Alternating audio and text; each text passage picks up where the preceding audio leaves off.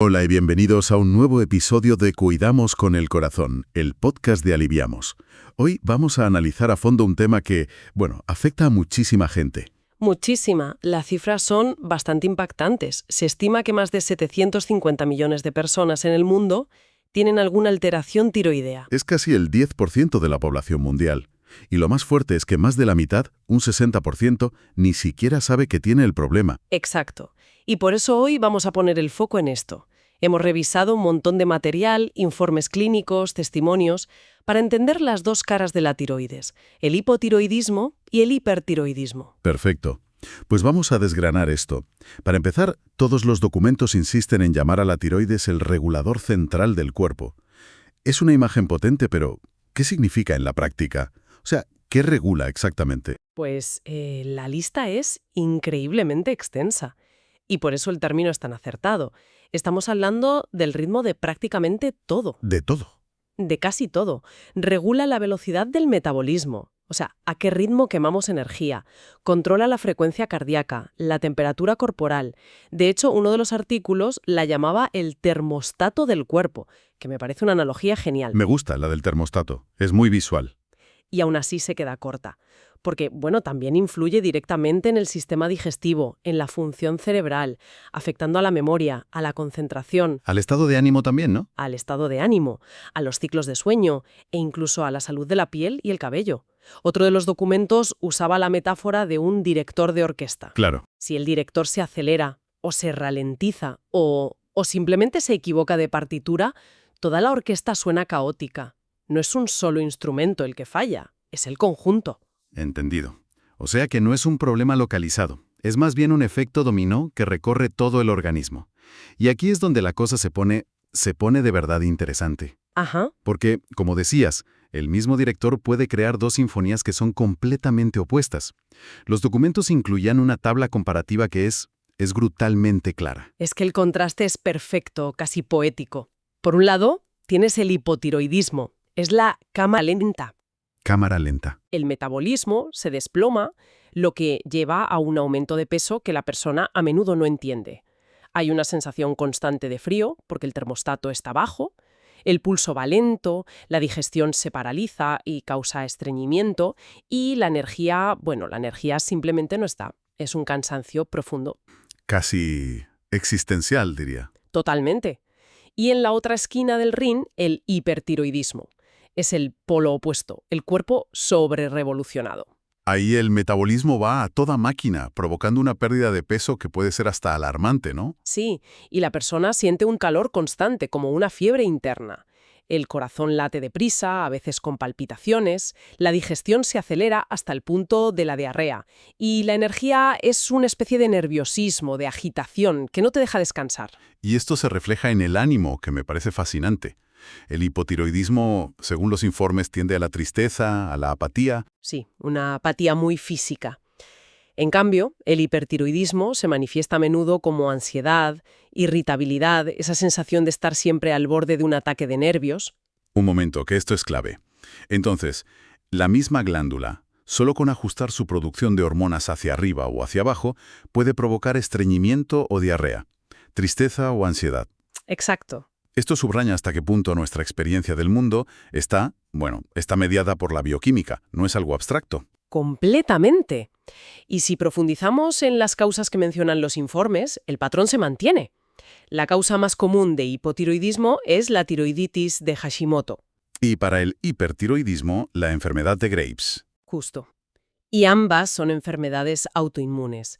O sea, es el propio sistema inmunitario el que ataca a la glándula. En el caso de Hashimoto, la destruye poco a poco, reduciendo su capacidad de producir hormonas. En el de Graves, la estimula sin control, haciendo que produzca en exceso. El atacante es el mismo, pero el resultado es el contrario. Vamos a meternos ahora en la experiencia real que describen las notas, porque creo que aquí está el quid de la cuestión. Desde luego. Los documentos recogen testimonios muy potentes sobre el hipotiroidismo, que además es el más prevalente, sobre todo en mujeres. Frases como «duermo 8 horas y me levanto como si no hubiera dormido», O como lo mismo de siempre o incluso menos y sigo engordando. Ese es un clásico. O tengo que ponerme un jersey en la oficina cuando todos están en manga corta. Esas frases resumen el día a día de millones de personas. Y lo más importante, que uno de los artículos subraya muy bien, es el mensaje que hay detrás de todo esto. A ver. No es flojera, no es debilidad, no es falta de ganas. Es tu cuerpo pidiendo equilibrio hormonal. Escuchar eso, para alguien que lleva meses sintiéndose culpable por no poner más de su parte, tiene que ser increíblemente liberador. Absolutamente. Analicemos 3 de los síntomas que los documentos marcan como los más dolorosos a nivel emocional. Empecemos por el aumento de peso. Sí, porque socialmente está muy castigado. Los documentos explican que no es imaginario. Por un lado, el metabolismo basal se ralentiza. El cuerpo quema menos calorías en reposo. Vale. Y por otro, se produce una retención de líquidos y sal importante que añade volumen y kilos. Por eso, el punto crucial que destaca el material es este. Primero, se equilibra la hormona. Después, el peso empieza a responder. Nunca al revés. Eso es un cambio de paradigma total. No es un problema de fuerza de voluntad. Para nada. Insistir en dietas restrictivas antes de regular la tiroides no solo es ineficaz, es muy frustrante. Vale. ¿Y qué hay de la caída del cabello? Es otro punto que afecta muchísimo a la autoestima.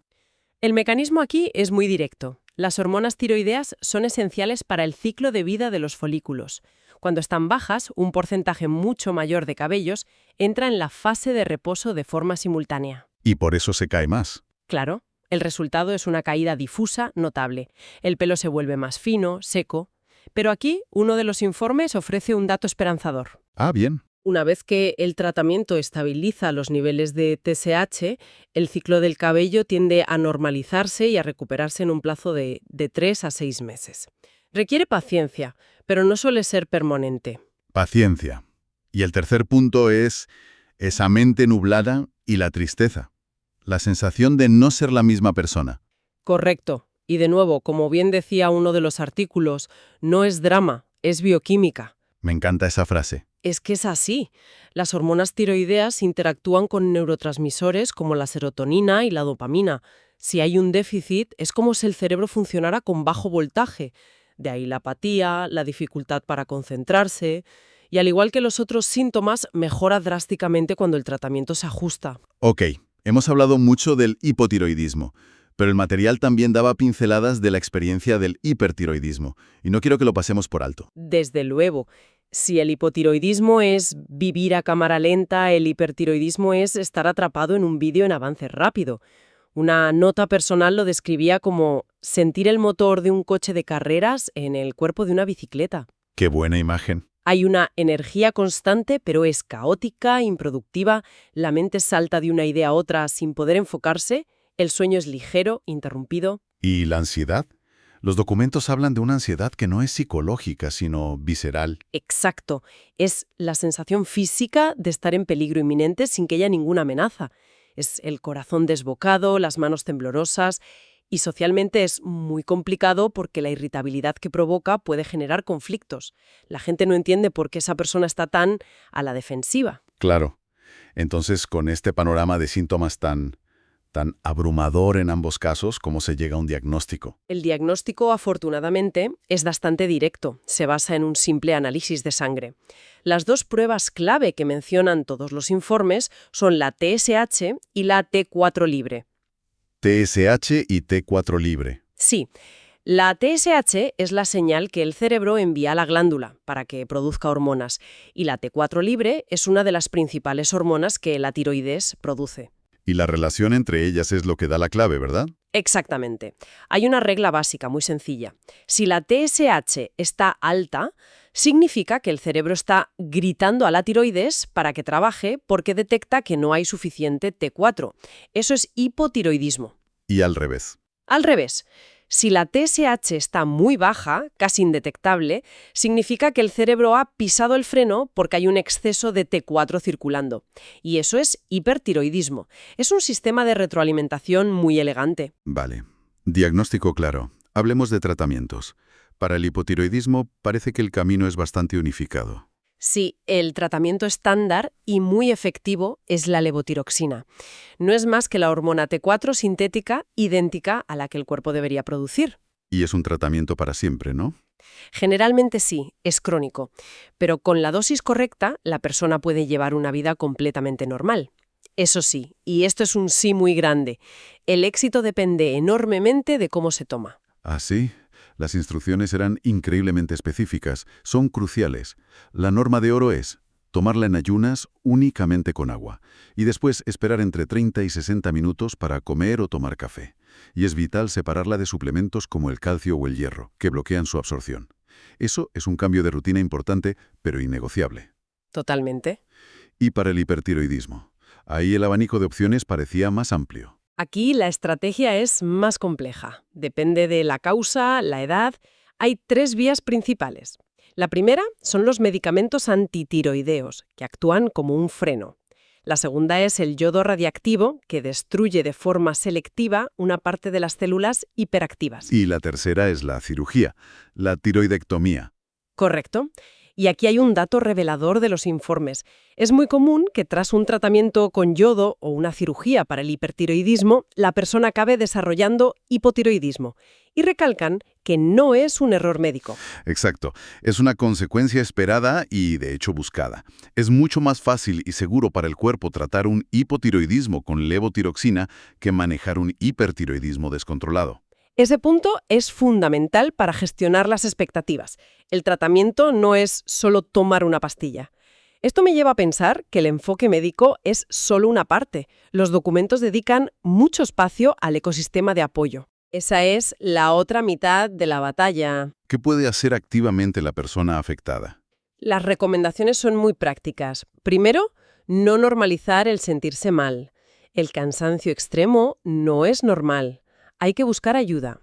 Segundo, ser un comunicador activo con el equipo médico.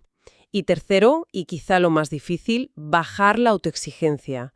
El cuerpo está lidiando con un desequilibrio importante. Necesita descanso, no más presión. Y esto plantea una pregunta importante. ¿Qué pasa con el entorno? La familia, la pareja, los amigos. ¿Cuál es su papel? Su papel es clave.